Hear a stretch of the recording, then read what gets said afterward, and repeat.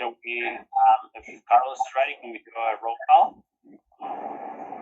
All right. Teddy? Amy? Bruce Crane? Here. Steve? Hi, everybody. Gail? Brian Hood? Here. Adam? Here. Mark? Here. Good morning. Daniel? Paul? Present. Good morning. Brianna? Present. Phil? John? Present. Dave? Good morning. Melissa? Present. It's the end of the roll call. Thank you, I'm here, Carlos. I believe you had Daniel join. And Teddy, before you get too far in the agenda, sorry to interrupt, we do have the chairman and some tribal leaders here to welcome us, if you would like to do that now. Yeah, let's go ahead and do that. Thank you. Good morning.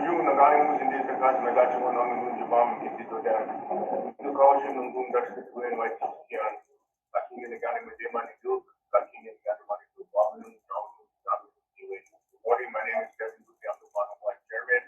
It's glad to see everybody. What I said is putting my name in Ojibwe, which means moose, that leads or lead moose. And I talked about that. I give respect for what we're going to talk about today. So, thanks for coming here. Thank you. Good to see everybody. Jason Holiday, Wildlife Preservation Flag Director. Working with Brian on some of these projects. And I used to be on this today myself. Running everyone and Caleb Dunlap at the Wildlife Communication Structure, tribal member.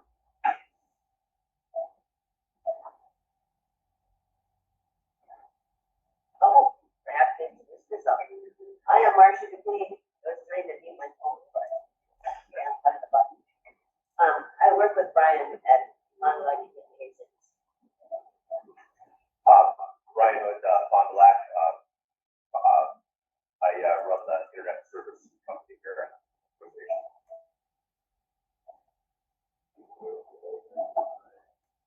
Okay, is that everyone? That's everyone. Okay, perfect. Well, thank you. First of all,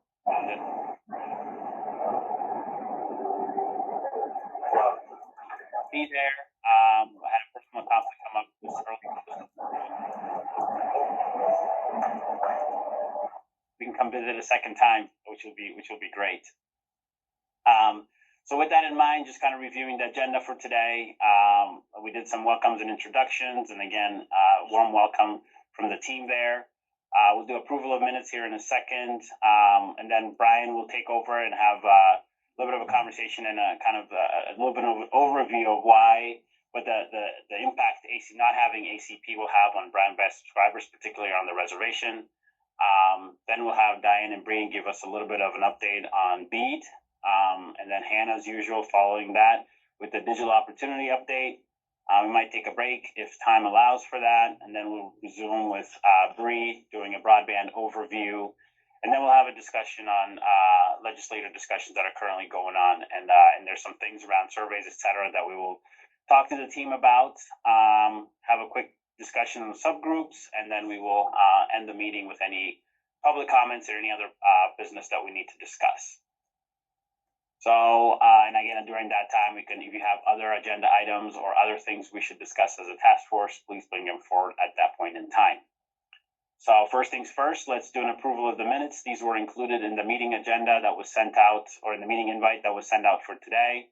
Hopefully all of you have had a chance to glance at them. does anybody have any questions, comments, or concerns about the meeting agenda or the meeting minutes from March 20th?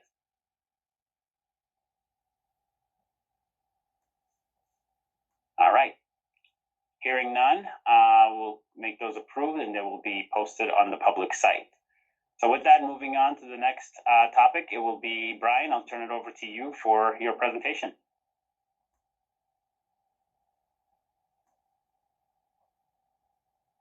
The room is still muted, FYI.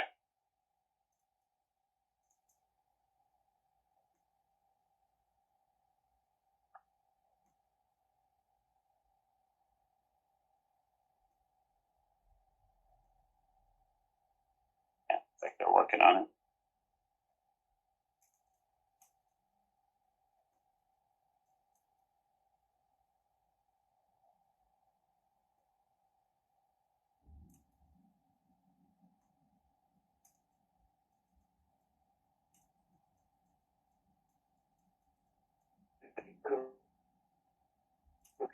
Did somebody mute it on your end? It's possible. Yeah, it dropped off when Teddy was talking because I think there was a lot of feedback that was cutting into his audio. But it looks like I can't unmute from here. So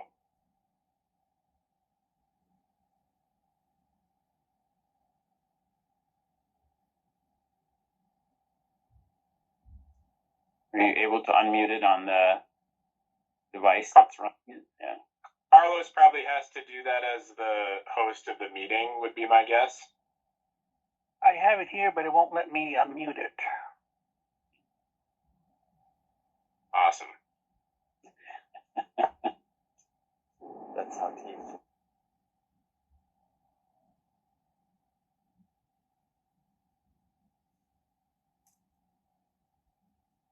You can try to get out of the meeting and rejoin. I know that's one thing that will work.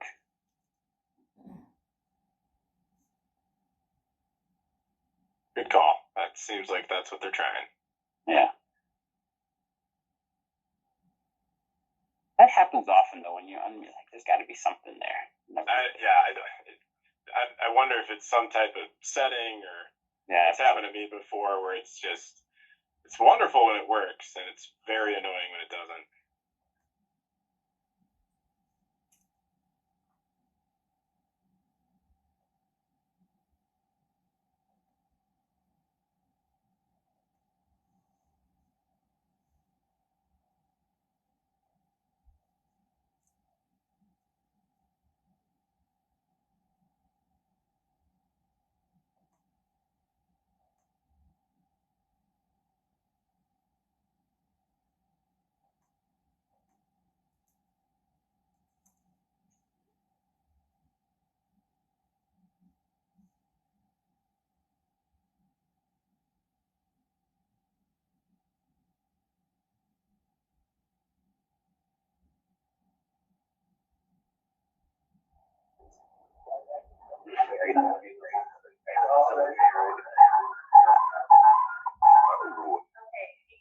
Can you hear us now?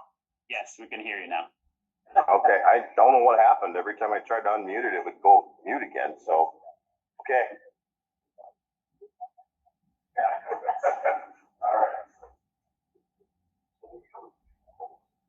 All right, so, Kenny, I'm gonna have our tribal chairman and our planning director just talking here.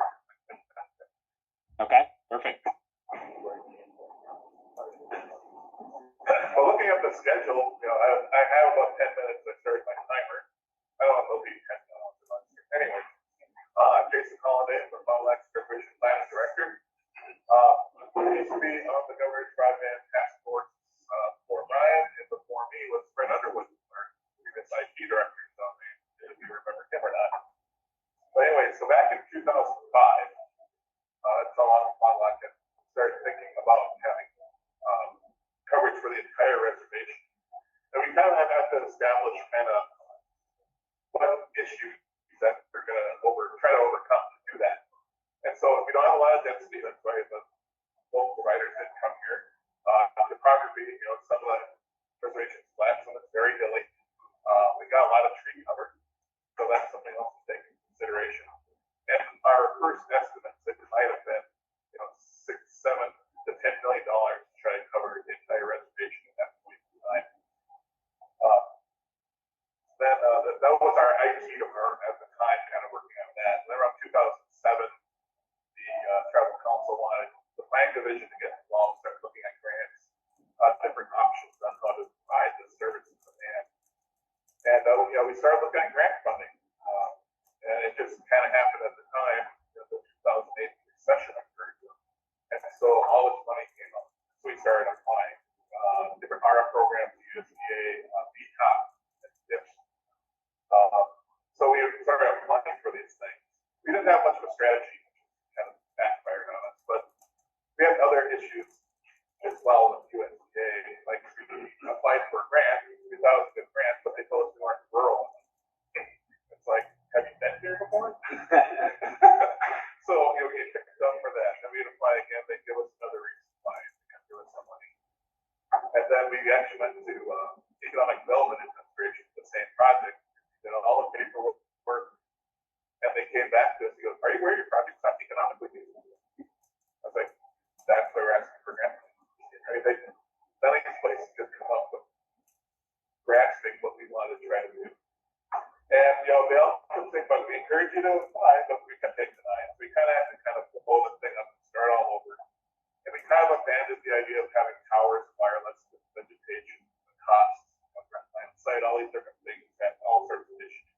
We switched to fiber to the home. And at that point in time, the technology was changing where wireless is cheaper, but now fiber costs are starting to come down at that point in time, and it's much more reliable, stable, and better signal, and better coverage. And we had our IT mark hired a firm to feasibility study at that time. And then we really changed how we actually started doing things. Fred Underwood became a member of this group, of the Broadband task force. We started going to a lot of meetings with USDA and these other agencies, but they have to have tribal leadership was actually meeting in DC with USDA over these issues, trying to make it easier for Indian country to get access to these funds and explaining what rurality was, being that disadvantaged community. Then other things came up too, like the Landed Foundation. At that point in time, they had the Landed Broadband community, so we became one of those. Besides that, we were able to do some smaller wireless projects. We put wireless towers on all of our government buildings to give them like a quarter-mile radius access. That helped a lot. We had an app youth camp where we had kids come in, develop an app. They got to keep their iPad after the class was done. And then we had computer classes. We had I can't think of the group, but they provide computers for people. PCs for people. Yeah, they came in. They gave out a bunch of computers that actually we give them to use. They refurbish it and send them back out. And then around 2009, we started working with NESCP on the Middle Mile project. We started creating partnerships then. And they connected all of our major community centers, all the other three of them. And then we also applied for a broadband technical assistance grant. So that helped us create the need for all this. It was between the Landed leadership group and then this technical assistance grant. We started creating the data that they all wanted to see from us, and why we need this and why we don't have it up here, and all these different ideas. And then we actually started approaching the USDA Community Connect program, because that was probably the biggest one at the time. Now it's totally different field now with all that money coming out through ARA and CARE, infrastructure build. But kind of made a lot of stuff we're doing kind of not pointless. It's a lot easier now than what we went through. But it's a good story to tell, because it kind of shows you how hard it was to do this. And then, we again, with Landed Foundation, we were part of the Minnesota Intelligent Rural Community Program, which also helped create the baseline of all the information we need. We kept moving with the Landed Broadband community.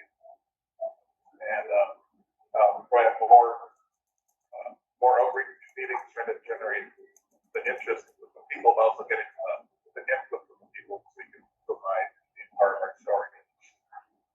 And then we worked with Northeast Service Cooperative at that point in 2015. We applied for 2 grants. The Community Connect program was, we're applying for over 1,000 homes to provide the last mile. We have the middle mile here now, working with Northeast Service Department to be synchronous, it's fiber to the home, up to a gig.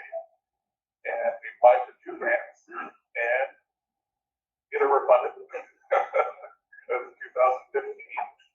But then we took those in and spoke with the local USDA person, Dominic Henderson at the time. I think he's since retired. And he kind of explained to us what he did right. So then we took those, we did those grants in 2016. We wrote those and submitted them, and they're both successful. So we had 2 grants, one for the St. Louis County portion of the reservation, one for the Carlton County portion of the reservation. They're both $3 million. And one thing I like to tell people is, for the entire state of Minnesota, those are the first 2 grants they awarded under that program. It was the Montauk Reservation. Actually, the first 3 ended up being awarded to the Montauk Reservation. So we have this project now, and we hired a contractor and hired an engineer to kind of help us work through everything. In 2017, we got a 3rd USDA Connect grant, and then we had a HUD ICDG grant, which we used to help do the last mile. We started accumulating all these grants, and I think both projects were $14 million. And we paid, and another thing that people forget about is we contributed about a quarter of that cash from us. It was just cash. It wasn't like land or in-kind or existing services. It was money. So when we got to the county, we're building a $4.5 million asset in your county, and we're giving in $1.5 million cash to do so. So I like to try to remind our partners of that too. Then we actually became an ECC.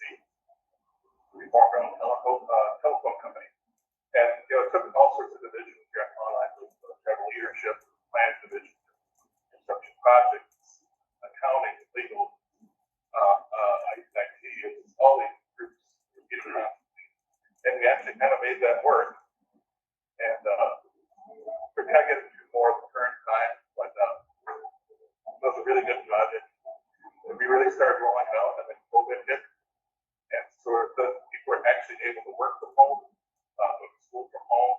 So just kind of for us, I wouldn't say it was a good thing, but for us, it was coming live as COVID was occurring. So we're able to kind of walk through that, kind of have people be safe, stay at home, be able to work, be able to go to school. And it kind of leads us today, Brian, come on board, kind of filling out the areas that we missed, and getting customers and doing all the hard stuff that the rest of us didn't want to do. So we're very glad to have it. That's sort of a quick nutshell of the history of our project, how we did it. So I don't think that any further kind of back into different which station, I think to start off with, it's ironic that when we first started talking about 2005, so I was here in 2005 as Secretary of Treasury. But I want to cover the one base that was, I think, the most important thing, how the discussion came to be, is where we wanted it to go. But we didn't see the end portion of that and where we were going to actually get. So the nucleus of Fond du Lac is our culture, our language, and our natural resources. So Jason was talking about, we had all the trees, so it came down to the point, in the future, the best way to do it, right, is under that principle to do that. So in effect, that part of it. When we look at Indian communities or Indian countries, we have 1% of the population with the highest disparities of everybody, any ethnicity in the state of Minnesota. We look at a population of 5.7 million people, but we only make up 1% of that. We look at the disparities under that. So we look at education as one of the disparities to help think on what we can do with that, how we can reach within our community, things that where they didn't have to come in, we can be able to look at the end of the picture. COVID hit, and what really showed it, so the work that was done covered that entire principle of the thought process of getting our own internet. And I think COVID showed it to not just us, but the entire world. The one thing about COVID that I was teaching Jason about is I always said things about these grants that are there that are coming out. The problem with what I did was we're starting, and we missed out on a lot of money during that.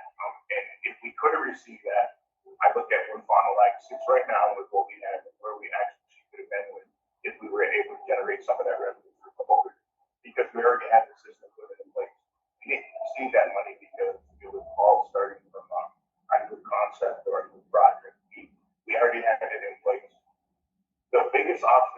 seen, I think, for me, when I came back to board in 2012, the movement was really there at that point in time.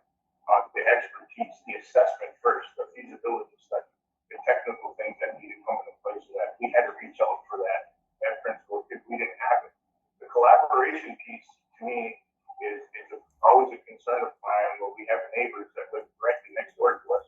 And I'm going to talk about the outside world as a whole. So it was like we had the plague or something. People knowing what we were trying to do, where we want to go. We didn't get the collaboration. Whether people thought that we couldn't do it, or it's an indigenous community, and we didn't have that relationship as strong as it is now. So them were one of the biggest hurdles that we looked about. And the whole big principle is if we establish it here, what can we do with it later? Okay, so as a middle mile and at the end of the mile principle, we have a system in place that we have the ability to reach out. And that's what we want to be at the end of the day, the collaboration piece. Look at all these group communities and Jason bringing that up. I remember one of the conversations, it was Dominic when he came. The first time that I met him, I think it was 2013 or 14 when I first met him. The conversation was there of it wasn't that we were lost because we really had an idea of where we wanted to go. We just couldn't pull all the pieces and at the beginning of it make it true to where it is. If we were to start over today, there wouldn't be a problem with doing anything because of what the obstacles or hurdles that we had to come through. But reading the principles of the grant and having that definition and having somebody interpret it was the biggest issue from the outside. Interpret that and say, well, you're not ruling. What does that mean? Getting the interpretation of that. And I remember several conversations with the tribal government at the time. Why aren't they understanding it? Why aren't they understanding it? And for any country, I think it's one of the biggest things is not understanding who we are, where we live, and what we're trying to accomplish. So when we do something online, I think this is the big thing that I want everybody to know is that we may do something for the band itself, but we do it that if the band can accomplish that, that's a successful thing. It's a success across all 18 countries. But when we live where we live, if we have neighbors, it should be a success for all the neighbors also. And the only way to get to this point of down the door is that collaboration.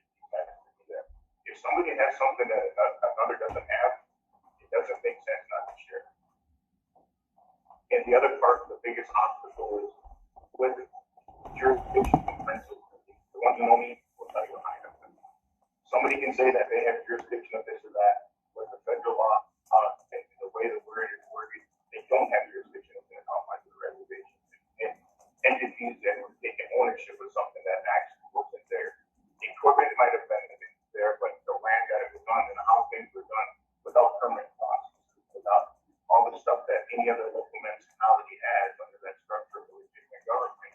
That was part of the biggest problem, I think, the not recognition of a travel government, of legitimate government inside the structure of the state of Minnesota. But now where we're at today, I think that we've all overcome that piece. The understanding is a lot better. So it gives you the ability to open up in a lot bigger way. Look at what are limits. The sky's the limit. It's just what we choose to do and how far we want to take it. And that's what I want to bring to the table. Anything is the understanding that the tribes have the ability to do things that others may not because of the regulation. And so it's a simple collaborative piece to sit at the table and say, what can you guys do? Because we can't do this because we have no, we can't do this because we don't have to follow this because it's a state principle that the jurisdiction of the state of Minnesota doesn't have the jurisdiction within the confines of the reservation. So really collaborative thinking is where to take this and how far can it really go? Sky's the limit. What somebody can think of when they sit around the table and figure out how we can do these different things. But I think the biggest obstacle that I've seen while I was there was the non-recognition of a tribe as a legitimate tribe.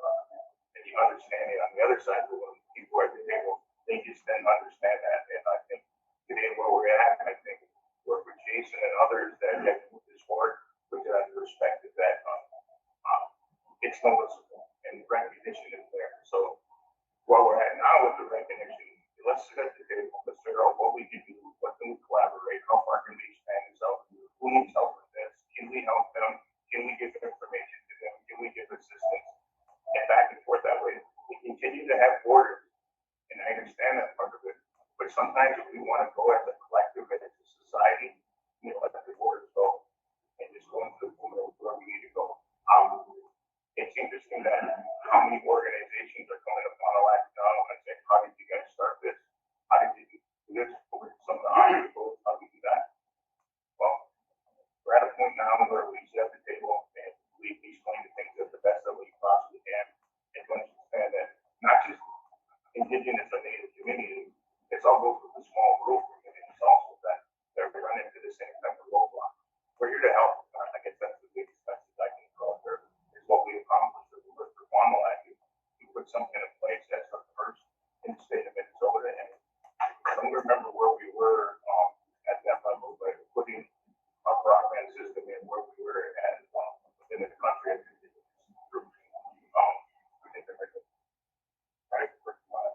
Within the first 5. And so that, to me, that's an accomplishment that we need to recognize as a tribal chair or government official, and make that recognition that to do what we did, and there were a lot of obstacles, but coming within only 5 in the entire country out of 576 tribes, tell you that the vision that somebody has or a group has, as long as they follow that vision and move forward with the systems, because we couldn't did it if we didn't have these systems. So I think that's the biggest message I got. Sit at the table, work together, find the collaborations that are needed, and whatever assistance you need, even give that assistance. Anyway.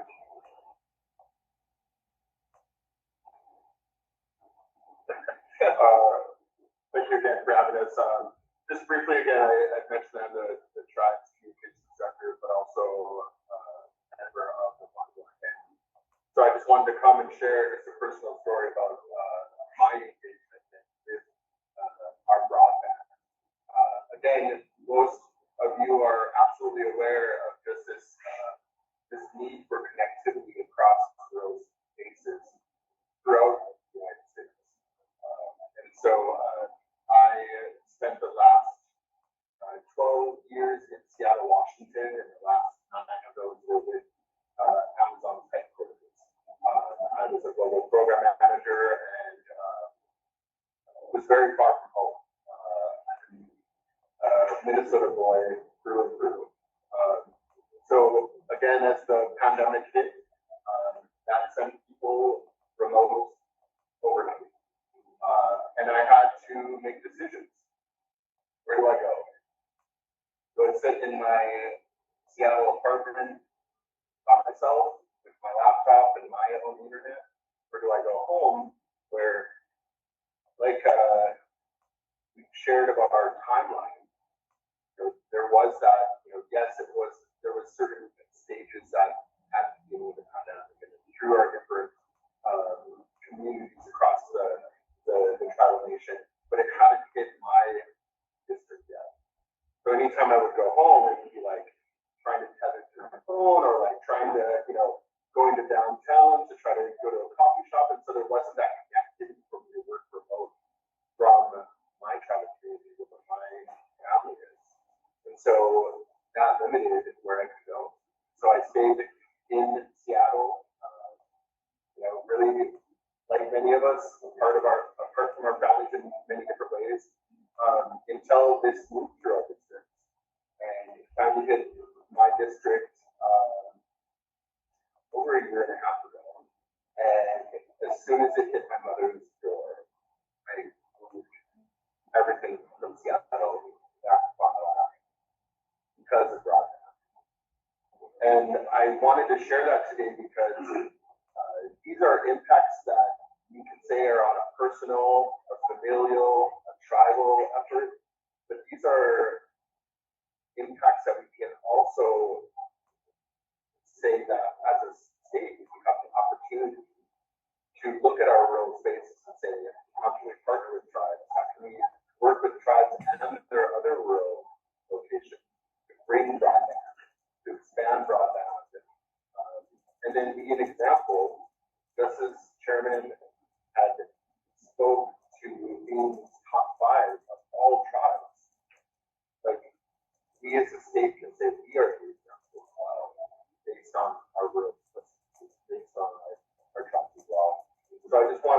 share that because also when you look at employers, it's like the fact that I could work for one of the largest companies in the world from my mother's basement on the farm of the was incredible because as Native people, we have this collective of Indigenous and Native employees at Amazon, and all of us, almost all of us, are wanting to be back in our community. We have to work in Seattle, we have to work in DC, we have to work in the spaces, but having broadband in our community allows us to make those choices. And so we can have this impact as travel communities as a state, but also impact who's coming to our state. Right? What areas are coming to? And broadband will make that possible. So I just wanted to come today and share that. Now I get to steal our chairman back to what our other responsibilities are here today. But thanks for having us and for doing the work that you do. It's very important. Thank you for running this team and travel away from as well. But yeah, thanks for being with us today. Great.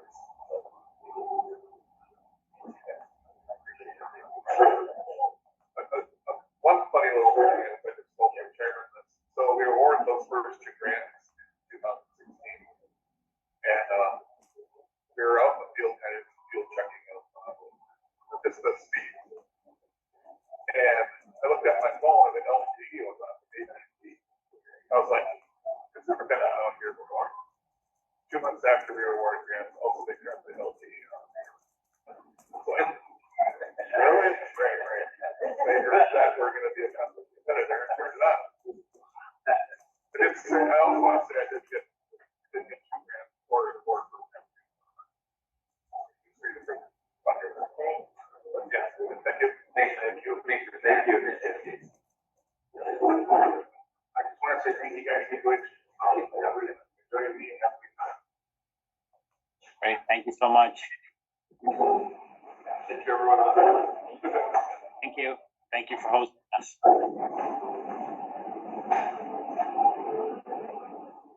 Well, great update. And Brian, thanks for arranging that. Speakers coming.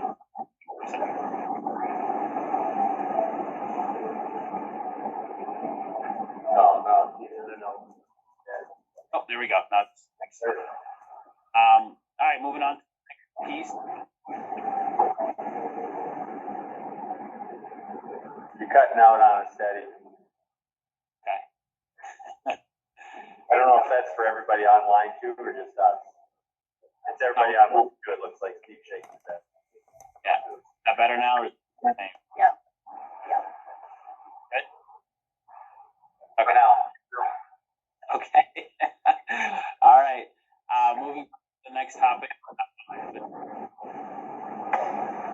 Okay. Oh, we lost you again. Cutting out again there, Steady. It's strange because I can hear it too, but it doesn't seem like okay. And now it's better.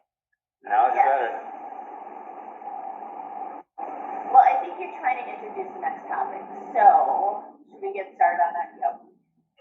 Okay, so we thought maybe it would be helpful just because we are all like entrenched in need right now and having a lot of conversations both at the legislature and within the work group of the broadband. And thought it would be helpful to sort of walk through what requirements we have at the state office to meeting all of the things within the scoring rubric and updated and give a little update on the plan. So we will talk more in the legislative discussion on specific things that the committee is working on and how you want to move there. But just thought this would be an opportunity to just, give a little insight to the work that we're all trying to balance in the state. And so Diane has put together PowerPoint just to walk through, and she's going to share the screen and sort of just walk through. If you are not aware, Diana's been the lead on the BEAD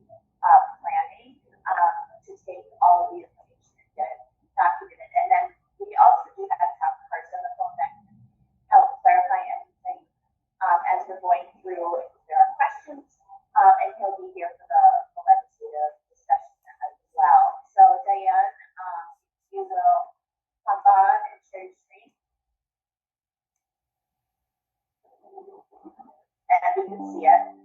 You can see it? No, we are. Okay, good. Well, good morning, everybody.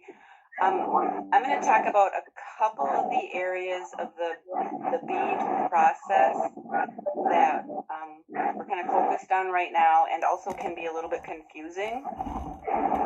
And just as a basic reminder, the BEAD initial proposal has 2 volumes, and the states prepare, or the eligible entities, which includes the 50 states, prepared their initial proposal in, using the 2-volume framework.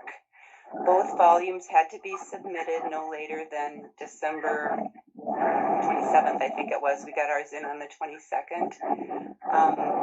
And volume 1 includes a list of all of our available funding in Minnesota for broadband, state and federal, a spreadsheet of all unserved locations, and a spreadsheet of all underserved locations, as known from the latest version of the FCC map, and that's kind of like a starting point. And then it also includes a definition, the state's definition of community anchor institutions, and a spreadsheet. That's a little bit less relevant in Minnesota because we're pretty certain we aren't going to have any funding to do broadband infrastructure to community anchor institutions. And as you recall, the 3 priority uses for BEAD funding are: first, to get reliable broadband service to unserved locations; second, to get service to all underserved locations; and third, to get gigabit symmetrical speed to community anchor institutions. So that's why the focus in the volume 1 is on these locations to establish starting points. And then the last component of the volume 1 is what is the BEAD challenge process that the eligible entity is going to use. We're just adopting the model challenge process that NTIA put out with some modules, some that are approved and one that we're hoping will get approval. So that's what's in the volume 1, and they're reviewed separate. The 2 volumes are reviewed separately and the curing is done separately. Volume 2, these are just some of the highlights of what are included in volume 2, but it's the objectives for broadband, the planning process, local coordination efforts, and then the subgrantee selection process. Also, labor standards, workforce readiness, minority business enterprises, cost and barrier reduction, climate assessment, and then the low-cost broadband option and the middle-class affordability plan. Okay, I have to figure out how to advance this.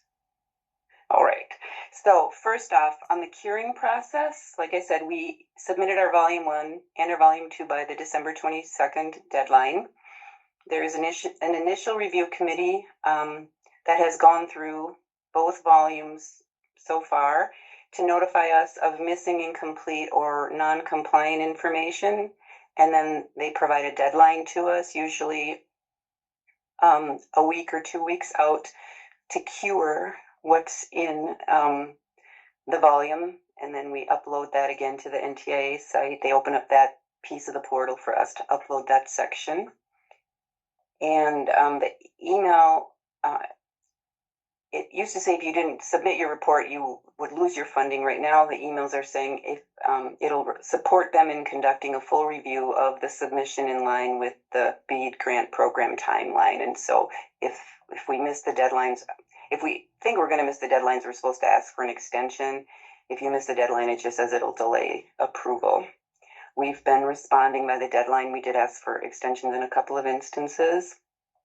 They've gotten it back, and then the initial review committee sends the next round of curing, and we respond. So to date, after the initial volumes were submitted, we have submitted curing on volume 1, February 20th, April 3rd, and then the next round is due Friday, tomorrow.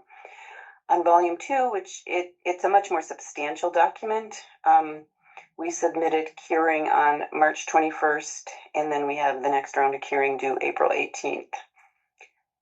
At some point, the curing process should be completed, and then the volume goes to the full review committee. We have heard of states that have gone 10 rounds or more on their curing. So this is, a back and forth negotiated process.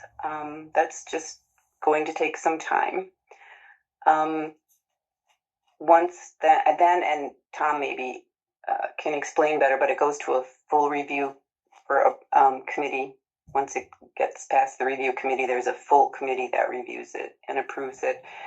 And to date, Louisiana is the only state that has had both their Volume 1 and Volume 2 approved.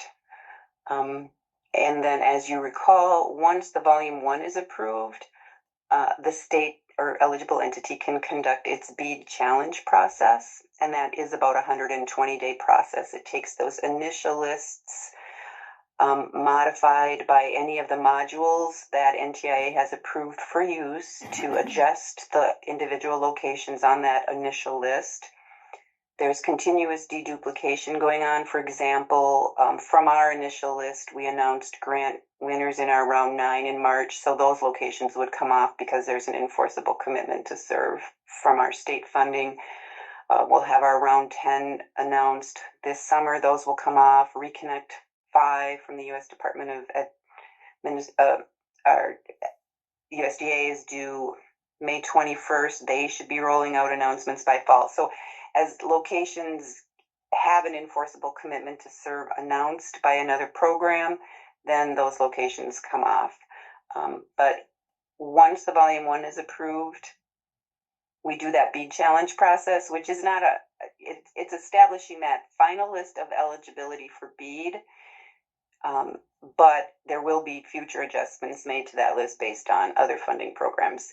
And then once both volumes are approved, then that 365-day shot clock starts to select all subgrantees for the BEAD program.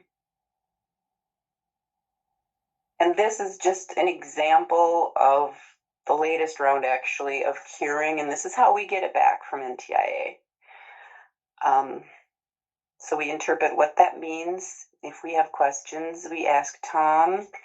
And then in some instances, we set up meetings with the reviewer to give us greater clarity as to what they're really asking for. Diane? Yep.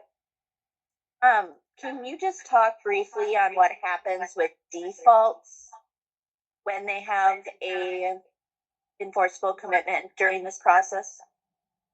If there is a default, there would need to be an official decision. I'm assuming you're talking about the FCC largely.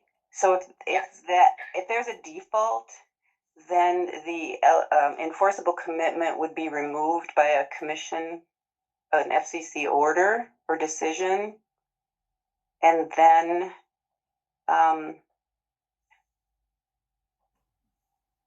it wouldn't necessarily, if we've finished and have our list established, we can pull locations off. I don't know, and I think that's a question. This is why it's not really all that beneficial at this point to be one of the first states through like Louisiana, because there is a request by several of the RDOF recipients across the country to be granted amnesty and to be able to default on those locations. Because costs have gone up, they maybe bid too low, and they figure if they get 75% funding through the BEAD program, they're going to be better off. I don't know. It's not clear that once that final list is established, if you can add locations back on. I mean, you can't. If you're not on that list now, that was why it was so important to get on that FCC fabric. If you're not on the fabric, your location isn't listed, and we can't add new locations, as I understand it. So I think it is a big question, and it's a big concern for some states. You know, we already know our largest RDOF winner has defaulted, and so those locations are all going to be, they're on the list because there is no enforceable commitment. But for other states that are looking at large numbers of locations that had an enforceable commitment because they had gone through the whole RDOF process and had their long forms approved, I think it's unclear. whether they'll actually get added back on, especially if the state's completed the challenge process and has that final list approved through the BEAD challenge process. So.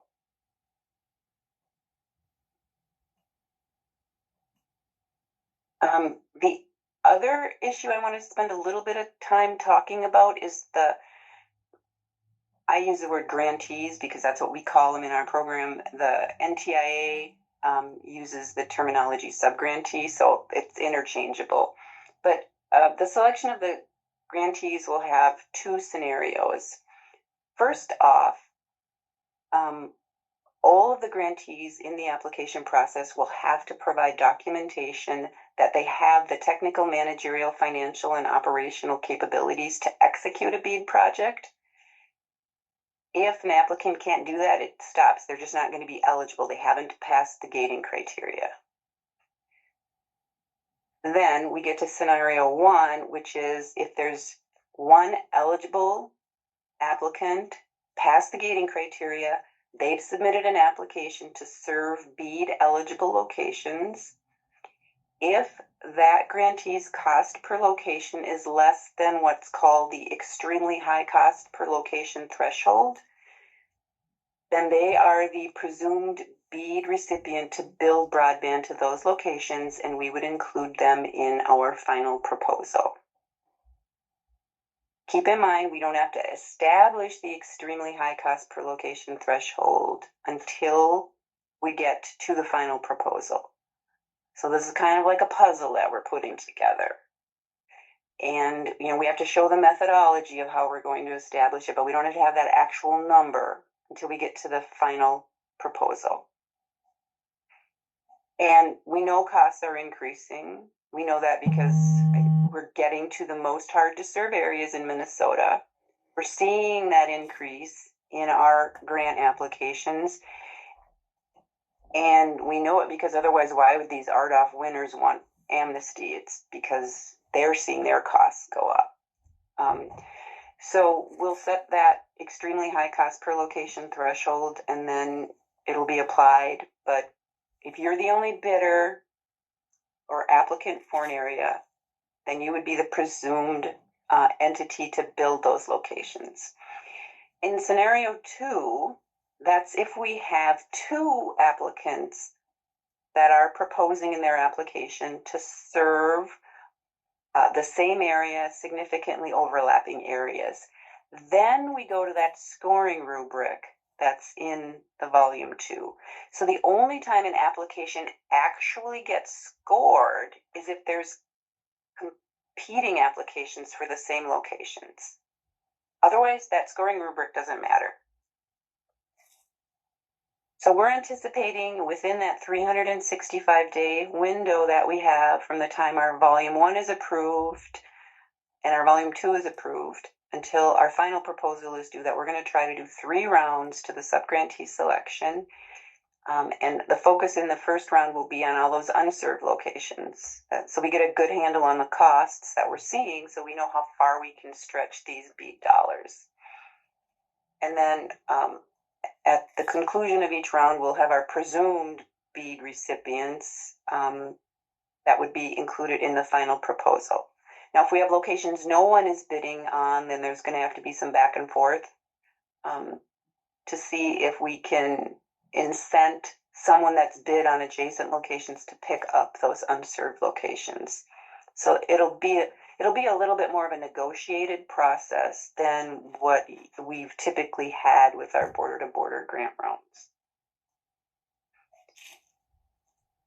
And then just an overview, we're still in the curing process with NTIA on our scoring rubric, but basically there are separate scoring rubrics for priority broadband projects, which are those that are applying to put in fiber, and then non-priority broadband projects, which would be could be coax, licensed fixed wireless. And under the scoring rubric for both types, and I'm going to talk mostly about the fiber scoring rubric, but both of them break out points by primary criteria, and that has to be 75% of the points, And then there are secondary and additional criteria that can consist of 25% of the points. So the categories that we have in our primary criteria are the ones required by NTIA, and that is the minimal bead program outlay. You have to keep in mind that this slogan of Internet for All means we have to stretch these BEAD dollars as far as possible. So while BEAD does allow up to 75% funding, you get more points if you ask for way less than that. Because again, that stretches those BEAD dollars. The other two categories for primary criteria are affordability and then fair labor practices. And I will say for fair labor practices, whether you're a long-time broadband provider or a new entrant, NTIA has been very clear how we set the fair labor practice standards up. A new entrant cannot be penalized for not having a track record. The secondary or additional criteria are speed to deployment. That is the one that is required by NTIA. And then speed of network. So this is if the fiber network, for example, would be 1 gigabit symmetrical, it would get less points than if someone is proposing like a 7 gig symmetrical fiber offering at the conclusion of the construction. And then we have built-in evidence of community support because that's always been important to our program. And then we have points for demonstration of workforce safety and training. And so, like I said, this is still in the curing phase. We are working out the details.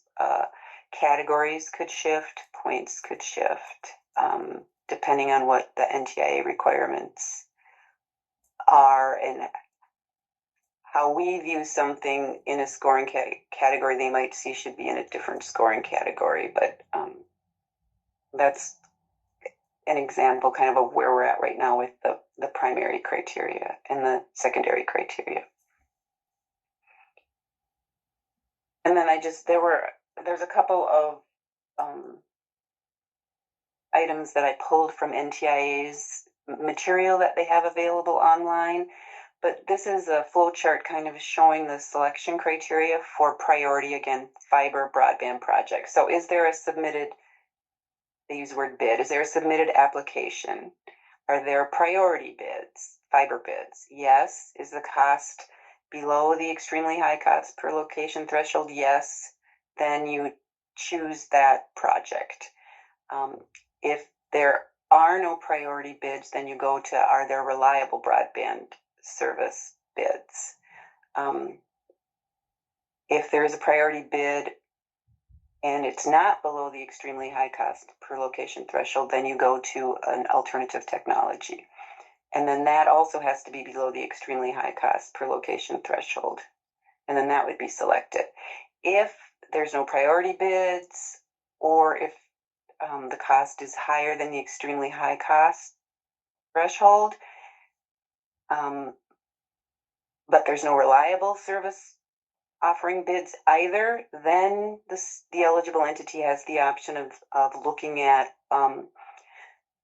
unlicensed fixed wireless or low Earth orbiting satellites as the solution to get internet to all.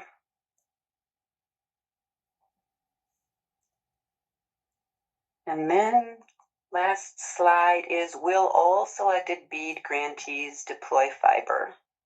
And this is likely no. We have made the argument to NTIA that we should be able to use our funding to build whatever we are seeing as the technology and the applications, like we've run our grant program in the past, which is largely fiber. That seems to be what communities and people in Minnesota want. And if we use all $650 million for fiber, but we only get to 70% of the unserved and underserved locations and leave the other 30% to be resolved with future state funding, USDA Reconnect, RDOF 2, Community Connect, they're saying, no, we have to show we have gotten something to everyone. And so that means we are going to have to approve projects that are not priority fiber projects. And the higher these costs come in at for fiber, or the higher the match requested, that means fewer locations are going to get a fiber service out of BEAD, and more locations are going to we're going to have to demonstrate they have gotten something through a fixed wireless. And so you can see that, fiber is the highest degree of prioritization, but the other technologies are definitely on NTIA's list.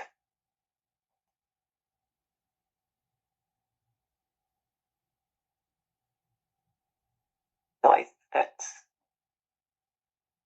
that's the last slide.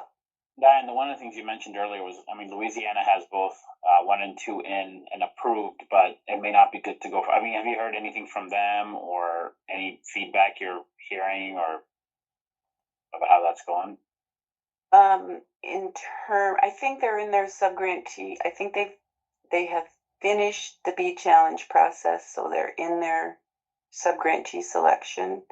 And we've just seen a lot of the spreadsheets and the documentation that they're using to track everything, but not really how it's going in terms of participation or how far their money is going. Got it. Okay. Okay, I hate this because we're hearing feedback because we don't seem to be able to get unmuted. But just a couple of things I wanted to point out is first, that example on the rubric is just an example. Also, on our website, you can find both volumes. They are not the most recent, and one of the reasons is because we're changing it constantly. But if anybody wants them, we are happy to share them. And then I think also when you're going out looking at volumes online to see what other states are doing, remember that they're not approved, and they may do something different that they can do, but then we can't do because we have something else that conflicts within the plan. So that's where partnering with NTIA is really important.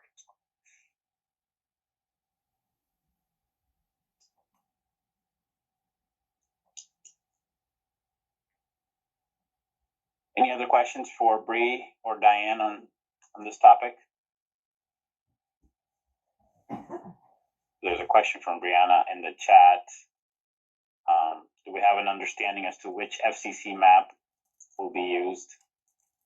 We will update to the most current map prior to starting our challenge process. So we're hoping, I think it's 3 that's out. Yeah.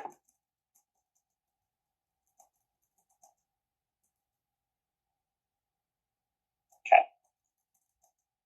Other questions? And Bree, you'll have to help me if there's questions in the room, because obviously you'll have to unmute that or figure out how to unmute that.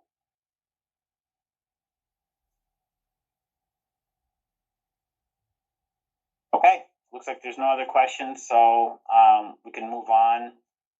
Is Hannah online or in the room? Hannah is, but the feedback is so hard for us. She might leave here and then give us a. How about we take the break now? We take the 10-minute break now. We'll figure out volume and then. And we might log off and come back on. Okay, that's perfect. Okay. Thank so you. Come back at. So it's 11:04. Let's get back at 11:15. Okay, thanks.